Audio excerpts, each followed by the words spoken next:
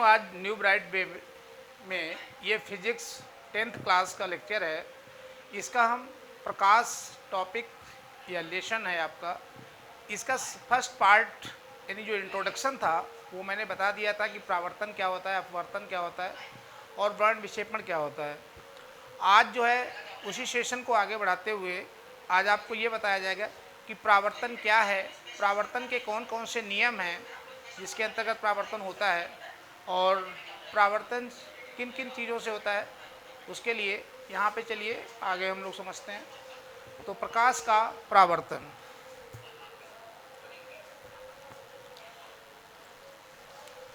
प्रकाश का परावर्तन, प्रकाश का परावर्तन इंग्लिश होती है इसकी reflection of light, reflection of light, reflection of light. अब इसमें हम लोग पढ़ेंगे पहले प्रकाश का परावर्तन क्या है, फिर उसके बाद में इसके परावर्तन के दो नियम हैं, उनको बहुत इजी भाषा में समझेंगे। तो यहाँ पे स्टार्ट करते हैं प्रकाश का परावर्तन। तो प्रकाश को परावर्तन को समझने के लिए सबसे पहले एक हम सिंपल फिगर बनाते हैं यहाँ पे। अब जैसे ये हमने एक दर्पण ले लिया, यानी ग्लास है, इसके एक साइड में पॉलिश कर दीजिए, चाहे आयरन ऑक्साइड या सिल्वर ऑक्साइड की। एक साइड इसके पॉलिश कर दी। पॉलिश करने के बाद एक इस पे 90 डिग्री कोण, यहाँ पे भी 90 डिग्री और यहाँ पे भी 90 डिग्री, तो 90 डिग्री कोण बनाता हुआ जो रेखा खींची जाती है उसी को ही इंग्लिश में तो नॉर्मल और हिंदी में उसी को अभिलंब कहा जाता है। अभिलंब, अभिलंब वही कहलाता है जो 90 डिग्री कोण बनाए अपनी सतह से। अब इसमें एक प्रकाश स्रोत लेंगे, ये हमारा कोई प्रकाश स्रोत है, समझ लीजिए ये टार्च है, और ये हमारा शीशा रखा हुआ है जिसे हम घर में शीशा चेहरा देखने वाला दर्पण, और इंग्लिश में इसी को मिरर कहा जाता है। तो ये रख दिया गया है। अब यहाँ पे जब हम कोई प्रकाश की किरण को आपतित कराएंगे, जैसे ये प्रकाश की किरण है, ये यहाँ पे आपतित होती है। अब चूँकि यहाँ से यहाँ तक जो माध्यम है तो वो वायु है, क्योंकि पृथ्वी पे और कोई नहीं है, जहाँ पे प्रैक्टिकल कर रहे हो तो कुछ नहीं होगा, तो वायु तो होगी। तो यहाँ पे ये वायु है, यानी कि ये वायु आपका फर्स्ट माध्यम है, और जिसको आप एयर बोलते हो, एयर मीडियम। उसके बाद में तो जब तक इसका माध्यम यहाँ से यहाँ तक समान रहा तब तक ये प्रकाश सीधी रेखा में चला। चूँकि ये किरण प्रकाश स्रोत से आ रही है इसलिए इसको कहते हैं आपतित, आपतित प्रकाश या किरण। तो आपतित प्रकाश ये आने वाला है, इंग्लिश में इसी को कहा जाता है इंसिडेंट रे या इंसिडेंट लाइट, इंसिडेंट लाइट। अब ये दर्पण से टकराया है, टकराने के बाद ये उसी माध्यम में वापस लौट जाएगा जिस माध्यम से ये आया है। तो चूंकि जो आने वाली किरण या प्रकाश था इसको आपतित प्रकाश, और जो जाने वाला टकरा के लौटने वाले प्रकाश को परावर्तित प्रकाश कहा जाता है। परावर्तित प्रकाश, यानी कि इसको हम बोलेंगे रिफ्लेक्टेड, रिफ्लेक्टेड लाइट। तो ये हमारी रिफ्लेक्टेड है, इसी के नाम पे इसका नाम परावर्तन पड़ा। तो अब यहाँ से कोण हमेशा अविलंब से मापते हैं। अब ये जो आपतित किरण है ये अविलंब से आई कोण बना रही है, इंसिडेंट है तो आई, और ये परावर्तित किरण है ये अविलंब से आर कोण बनाती है। परावर्तन की परिभाषा आपको हमने उसी सेशन में लिखा दी थी, चलिए फिर से इसको हम बता देते हैं फिर से संक्षेप में। अब देखिए यहाँ पे इसकी यदि परिभाषा लिखेंगे तो बहुत सिंपल डेफिनेशन है इसकी। जब कोई प्रकाश की किरण किसी चिकने पालिशदार तल से टकराती है तो वह उसी माध्यम में वापस लौट जाती है जिस माध्यम से वह आती है। प्रकाश की इसी घटना को प्रकाश का परावर्तन कहते हैं। तो जब कोई प्रकाश की किरण किसी चिकना पॉलिशदार तल हमारा यहाँ पे दर्पण है, तो यहाँ से आके टकराने के बाद ये वायु माध्यम से आया था और उसी वायु माध्यम से ही वापस लौट गया। तो जिस माध्यम से आए उसी माध्यम में वापस लौट जाए किसी दर्पण या चिकने तल से टकरा के, तो इसी को ही प्रकाश का परावर्तन कहते हैं। अब यह परावर्तन दो नियमों के अंतर्गत होता है, इसीलिए परावर्तन के दो नियम हैं। इस पे दो नियम वो कौन कौन से हैं जरा सा उसका देख लें, ये इंपॉर्टेंट है, इसके थोड़ा ध्यान रखना होगा। क्योंकि अब प्रथम नियम है परावर्तन का प्रथम नियम। परावर्तन का प्रथम नियम फर्स्ट लॉ ऑफ रिफ्लेक्शन। अब इसे हम बहुत ध्यान से समझेंगे कि फर्स्ट लॉ ऑफ रिफ्लेक्शन क्या होता है। तो फर्स्ट लॉ ऑफ रिफ्लेक्शन, इसमें देखिए इसी चित्र के माध्यम से ही हम सारी परिभाषाएं बता देंगे। जैसे ये हमारी जो है आपतित किरण है, तो पहले यहीं से शुरू करते हैं। आपतित किरण तथा ये वाली देखिए परावर्तित किरण,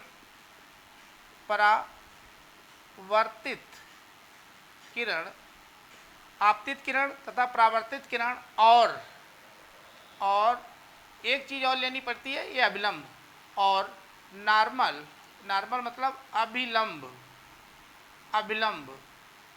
तो कै हो गए? तीन हो गए। आपतित किरण, परावर्तित किरण, परावर्तित किरण और और आपतन बिंदु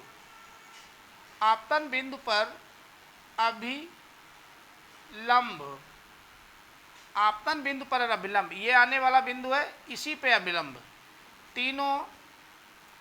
तीनों एक ही तल मतलब सरफेस, एक ही तल में होते हैं।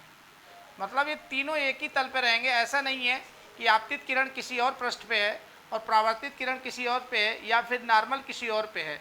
तो ये तीनों एक ही पृष्ठ पे देखने को मिलते हैं। इसको थोड़ा सा यदि हम हल्का सा समझना चाहें तो यहाँ पे देख सकते हैं। जैसे ये कोई पृष्ठ है हमने बनाया, अब यहाँ से ये देखिए इस टाइप से यदि ये कोई पृष्ठ है, तो अब इसमें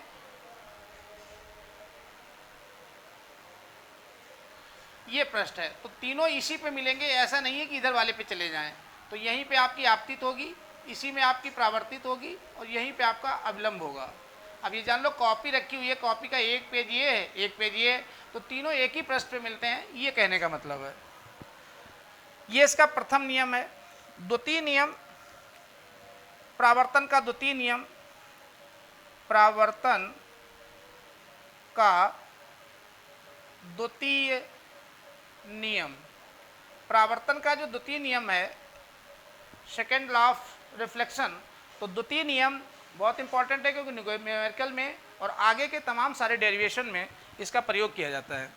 अब द्वितीय नियम को हम समझेंगे। देखिए ये आपतित प्रकाश है, तो जो कोण बना रहा है वो एंगल आई, तो इसे क्या बोलते हैं? आपतन कोण। तो आपतन कोण बराबर होता है ये जो कोण बन रही, परावर्तित किरण जो कोण बना रही है अभिलंब से, उसे कहते हैं परावर्तित कोण। तो परावर्तित कोण और आपतन कोण को यहाँ पे एंगल आई से लिखा जाता है और परावर्तन कोण को एंगल आर से। तो आपतन कोण प्रावर्तन कोण के बराबर होते हैं। दूसरी नियम यही है बस इतना कि आपतन कोण जब प्रावर्तन हो रहा होगा तो आपतन कोण का मान प्रावर्तन कोण के मान के हमेशा बराबर होता है। उसका कारण यही है क्योंकि प्रकाश जिस माध्यम से आया है उसी माध्यम में लौट जाता है, अर्थात इसका माध्यम चेंज नहीं होता है। जब माध्यम चेंज नहीं होता है तो प्रकाश में आपतन कोण और प्रावर्तन कोण यानी इंसिडेंट एंगल और रिफ्लेक्टेड एंगल भी सेम रहते हैं। तो ये तो हो गया प्रावर्तन। अब हम लोग इसमें पढ़ेंगे प्रावर्तन से संबंधित कुछ घटनाएं और प्रावर्तन में प्रयोग होने वाले ऑपरेटर्स कह लें या यंत्र कह लें या वस्तुएं कह लें जो प्रावर्तन का काम कर चली। तो बच्चों आगे इसको हम स्टार्ट करते हैं। ये तो प्रावर्तन हमने पढ़ लिया, प्रकाश चलता है, चलने के बाद किसी चिकने पॉलिशदार तल से टकरा के उसी माध्यम में वापस लौट गया जिस माध्यम से वो आया था। तो प्रकाश की इस घटना को तो प्रकाश का प्रावर्तन कहते हैं। और उसके दो नियम भी हमने देख लिए कि उसमें जो आपतित किरण है और जो प्रावर्तित किरण है और आपतन बिंदु पे अविलंब तीनों एक ही प्लेन पे पाए जाते हैं और आपतन कोण का मान प्रावर्तन कोण के बराबर होता है। ये सेकंड नियम है। इसके आगे हम पढ़ेंगे प्रावर्तन के प्रकार। तो चलिए स्टार्ट किया जाए। प्रावर्तन के प्रकार। प्रावर्तन के प्रकार। यदि पूछा जाए कि प्रावर्तन कितने प्रकार का होता है तो यहाँ पे types of reflection, types of reflection, तो प्रकाश प्रावर्तन के प्रकार में हम यहाँ पढ़ेंगे कि ये दो प्रकार का होता है। ये दो प्रकार का होता है, ये ध्यान रखेंगे। अब कौन कौन से दो प्रकार हैं तो उनको भी यहाँ पे देख लेते हैं। सबसे पहला है आपका एक रेगुलर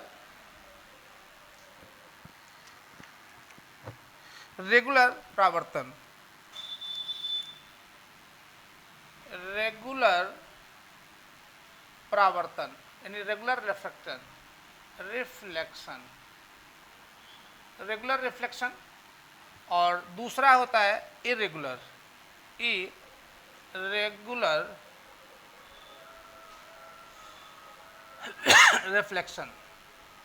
रिफ्लेक्शन।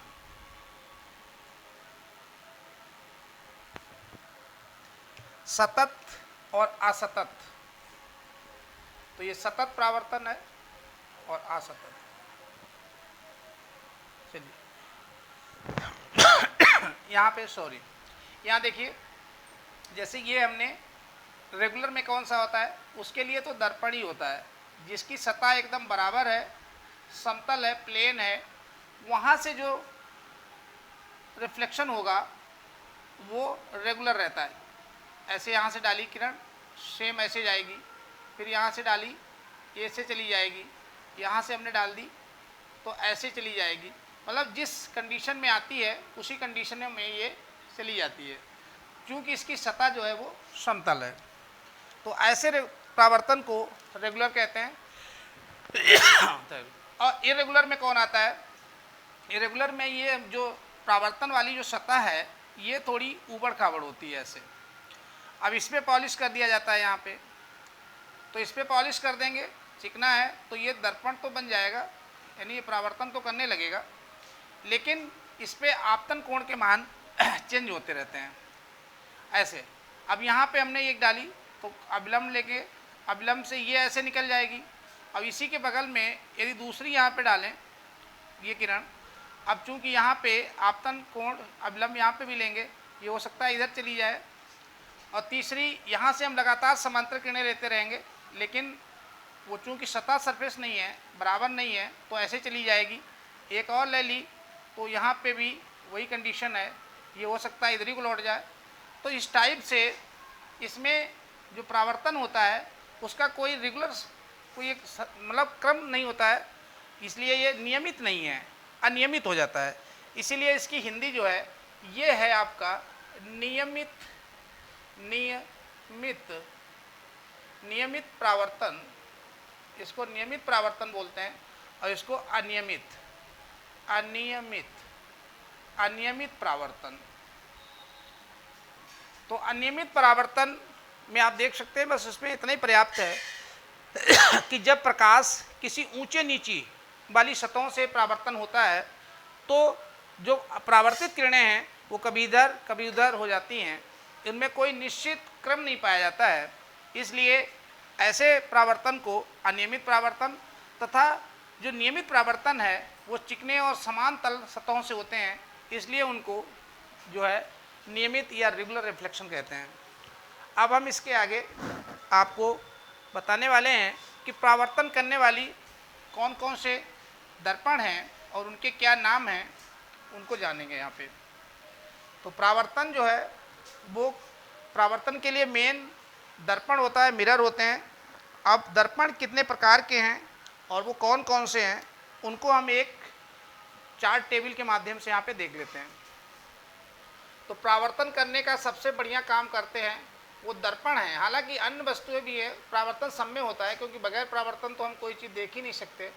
तो जितनी चीज़ें हम देख पाते हैं वो सब परावर्तन करती हैं, लेकिन जो सबसे अच्छे परावर्तक रिफ्लेक्टर होते हैं वो दर्पण ही होते हैं। लगभग उनको 100% मान लिया जाता है कि वो 100% रिफ्लेक्शन करते हैं। तो दर्पण यहाँ पे देखेंगे तो दर्पण मुख्य रूप से पूछा जाएगा कितने प्रकार के हैं। तो हम दर्पण के प्रकार यहाँ पे देखते हैं कि दर्पण कितने प्रकार के हैं। तो सबसे पहला जो दर्पण है हमारा वो है समतल दर्पण, जो हमारे हर घरों में पाया जाता है। समतल दर्पण घरों में पाया जाने वाला दर्पण यही है, इसको हम लोग प्लेन मिरर बोलते हैं, जिससे चेहरा देखा जाता है, प्लेन मिरर। तो एक तो समतल दर्पण हो गया। दूसरे जो दर्पण होते हैं वो गोलीय दर्पण होते हैं। गोलीय दर्पण, इनको हम स्फेरिकल मिरर बोलते हैं। स्फेरिकल मिरर, ये स्फेरिकल मिरर हैं। और एक तीसरा बहुत कम देखने को मिलता है, लेकिन तीसरा भी है। तीसरा जो होता है आपको वो परवलयकार पैराबोलिक दर्पण, जिसकी इंग्लिश होती है पैराबोलिक मिरर। तो ये पैराबोलिक मिरर, तो तीन प्रकार के मुख्य रूप से दर्पण पाए जाते हैं। एक है समतल, तो जिसपे प्रकाश आपतित होगा वो सतह समान होगी, प्लेन होगी, तो समतल हो जाएगा, समतल दर्पण। और जिसपे प्रकाश आपतित हो रहा है यदि वो गोलीय हैं तो गोलीय दर्पण, और यदि उनकी सतह जिसपे प्रकाश आपतित हो रहा है वो परवलय के आकार की है तो पैराबोलिक मिरर। अब समतल दर्पण में पूछे समतल दर्पण के कोई प्रकार होते हैं तो इनके कोई प्रकार नहीं होते हैं, लेकिन गोलीय दर्पण के प्रकार पूछे तो निश्चित रूप से इसके होते हैं। गोलीय दर्पण दो प्रकार के पाए जाते हैं और यही गोलीय दर्पण के जो दो प्रकार हैं ये आपके सिलेबस में हैं। सबसे ज़्यादा क्वेश्चन यहीं से रहते हैं। तो पहला है आपका उत्तल दर्पण। पहला उत्तल दर्पण, इसको बोलते हैं कॉन्वेक्स मिरर। और दूसरा इसमें है अवतल दर्पण। तो अवतल दर्पण को बोलते हैं कॉनकेव मिरर। तो ये कॉनकेव मिरर हो जाता है। पैराबोलिक दर्पण का भी कोई प्रकार नहीं है। तो केवल गोलीय दर्पण दो प्रकार के होते हैं, बाकियों का कोई प्रकार नहीं होता है। अब इनकी सबकी शक्ल देखना चाहें तो यहीं पे हम बना देते हैं। इसको थोड़ा आप देख लें कि ये किस टाइप के होते हैं। समतल दर्पण जैसे हमने कहा कि घरों में पाया जाने वाला दर्पण है, तो इसको हम यहीं पे बना दे रहे हैं। ये हमारा देखिए ऐसे एक साइड में इसके पॉलिश कर देंगे, तो ये साइड हमने पॉलिश कर दी, तो ये एक दर्पण तैयार हो गया। बीच में ये तो मुख्य खींचते ही हैं। ये हमारा है समतल दर्पण, यही समतल दर्पण है, प्लेन मिरर है। उत्तल दर्पण को देखेंगे तो उत्तल दर्पण जो होता है वो इस टाइप से है। इसके नीचे वाले भाग पे ऐसे पॉलिश कर देते हैं, क्योंकि गोलीय दर्पण है तो किसी गोला के ही कटे हुए भाग होते हैं। तो इस टाइप का जो दर्पण होगा बीच में, ये तो अपना मुख्य से ड्राई कर लीजिए, इसे कहते हैं उत्तल दर्पण। अब अवतल दर्पण कैसे होते हैं? ये भी चूंकि गोली का ही भाग है तो ये भी गोल ही होता है, लेकिन इसके उभरे हुए भाग पे पॉलिश कर दी जाती है। तो जब उभरे हुए भाग पे पॉलिश करते हैं तो ये बन जाता है हमारा अवतल दर्पण। अब पैराबोलिक दर्पण जो होते हैं वो पैराबोल इस टाइप से होते हैं। अब इसमें ऐसे ही पॉलिश लगा दीजिए तो ये जो बन जाएगा ये हमारा परवलयकार दर्पण है, यही है पैराबोलिक। इसका कम यूज है, आगे की क्लासेस में है, अभी 10th क्लास में उसका बहुत यूज नहीं है, लेकिन सबसे अधिक यूज इनका है, बल्कि इन तीनों का है। तो अब हम इसमें ये सीखते हैं कि ये दर्पण जो है, तो ठीक है बच्चों, इसके बाद में हम आपको पार्ट 3 में मिलेंगे और पार्ट 3 में हम ठीक इसी के आगे आपको बताएंगे कि वस्तु यानी ऑब्जेक्ट क्या होता है, प्रतिबिंब यानी कि इमेज क्या होती है, और समतल दर्पण द्वारा प्रतिबिंबों का बनना तथा गोलीय दर्पण द्वारा प्रतिबिंबों का बनना, इसके विषय में आपको नेक्स्ट लेक्चर में बताए रहेंगे। आप ध्यान दीजिएगा और सही लगता है तो चैनल को आप सब्सक्राइब भी कर सकते हैं।